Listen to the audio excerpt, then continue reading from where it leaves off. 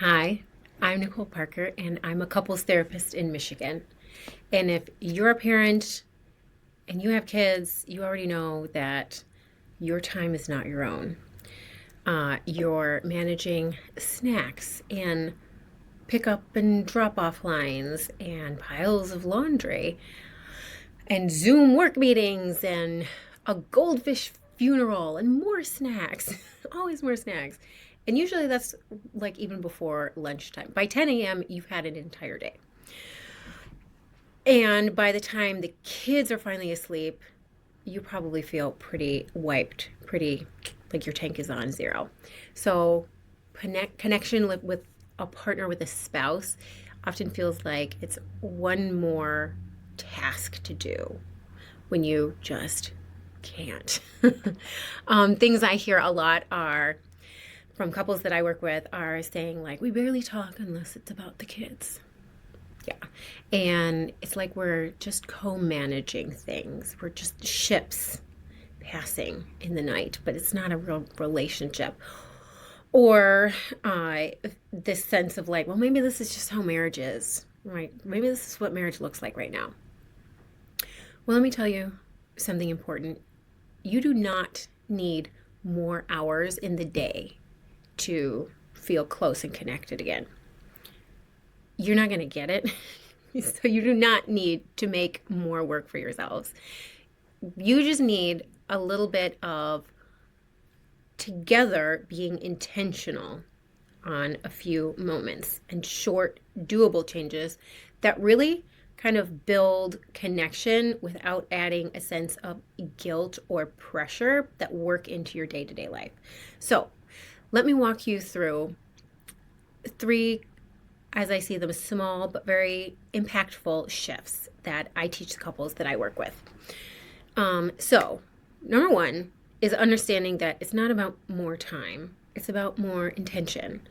A lot of couples think that building connected, like getting reconnected again after there's so much loneliness, means big things, big sweeping changes. A weekend away, a vacation, really deep, vulnerable conversations after the kids are asleep. And I know nobody got energy for that. But honestly, the real magic happens in short, consistent, just low pressure moments. It's not about quantity, it's about quality. All right. It can take 10 minutes spread throughout your day to really change the feel overall of a relationship. So think of like 5 minutes in the car where you keep the radio off and you really just talk to each other.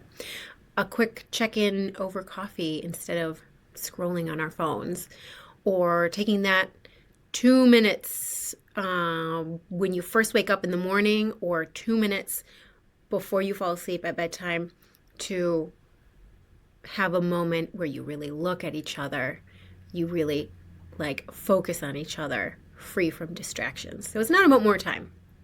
It's about using the time that you already have with just slight more intention.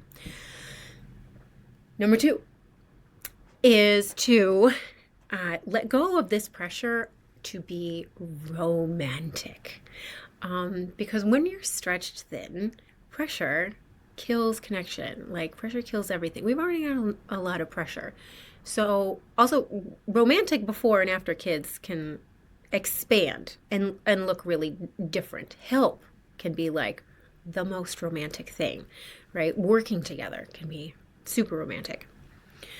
So you don't need necessarily date nights with deep like candles and deep eye contact and like lots of romantic flowers and stuff. If you could do that, do it. Actually, like the surprise moments, the randomness of those things happening makes them even more special. But you don't have to put the pressure to like do that all the time. What is sometimes more achievable and more impactful is like low stakes, light things that feel like they grow sense of like friendship. All right. Things, any moments that remind you that like we're still on the same team and we still like each other. we actually enjoy each other's company. So I work to help couples find and create what we call rituals of connection. Those small, simple, doable things that can happen on the regular. So a moment to share a joke. Where in your day can you build in a 6-second kiss? Reminding yourselves like 2 times a day to verbalize the thank you. I appreciate that you are so thoughtful that you did this, instead of just thinking it. So these moments sound really small, but over time, if we are consistent about them, and we can rely on that they keep happening, they bring back that feeling of like we're not just running parallel, but we have moments of connection. All right. Shift number 3 is to rewire expectations and rewire with consistency, not perfection. We want consistency, not perfection. Most couples kind of give up on maintaining rituals of connection because they will miss it 1 or 2 times, and then they just totally kind of feel like they failed. Oh, that didn't work for us. But connection isn't built through really big breakthrough moments. We build connection in the small moments, small things often, small moments that happen consistently over time. So when we miss something, it doesn't matter. Just pick it back up, right? Just keep going, keep trying. So when I work with couples, we try to pick 1 or 2 small habits in addition to the other stuff that we work on. Conflict and intimacy, right? All the heavy hitting stuff. But what's just as important is focusing on making the everyday experience of life feel easily connected. Like you can just turn towards your partner a little bit and they're right there to turn back towards you. So, because when these moments happen consistently, your whole relationship can start to feel very different.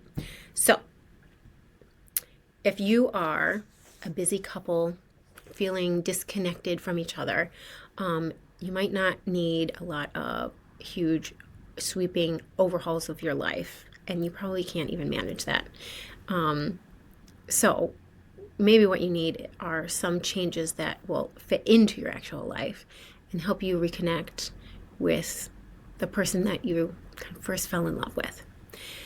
So if that sounds like something that might be helpful for you, I invite you to click the link below and you can book a free consultation call with me, and we'll talk about how you can reconnect with each other, focusing on just a few 10 minutes sprinkled across your day. All right? You deserve a relationship that feels good while you're living it, even in this messy, beautiful, exhausting season of life. Right? And I want that for you.